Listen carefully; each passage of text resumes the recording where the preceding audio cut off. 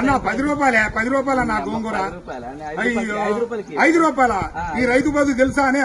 ఈ రైతు పత్తి బండి ఇచ్చినా, మిర్చి బండి ఇచ్చినా, చెనక్కాయ బండి ఇచ్చినా, ఏం బండి ఇచ్చినా ఏం ఫలితం ఉంది రైతు కాడ? అరే రైతు బాధ తెలుసానే అన్న? ఇది ఒకటి తెలుసా? రైతు బాధ తెలుసా? నేను పంట పండించిన రైతు పత్తి ఏ ఫలితం లేకుండా రైతునయ్యి పుట్టినాను, రైతునయ్యి పెరిగినాను, రాయినయ్యి నేను పుడితే రంది లేకుంటుందనయ్యా.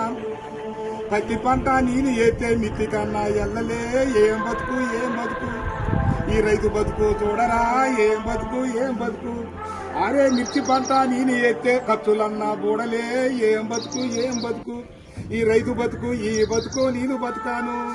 పల్లెరుగా ఎల్లో పలుగురాల చేరుగాల పావులు తెల్లల్లా తిరిగి ఎద్దులాగా ఎద్దునాగి వానగుంటల నీళ్లు దాగి ముళ్ళ కంచాలెక్కి దూకితే గడ్డి మోపే గొంగడాయే పెంటగడ్డే పక్కల ఎత్తుని అమ్మ బతుకు.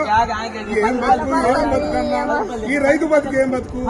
అయ్యా 5 రూపాయలు అడుగుతావు, 6 నెలల బట్టి సాదుకొని నీ ఇంటికి వచ్చి బండి 5 రూపాయల కోసం అడుగుతావు. ఈ రైతు బతుకు ఎక్కడైనా చూసుకోలేవా? అయ్యయ్యో.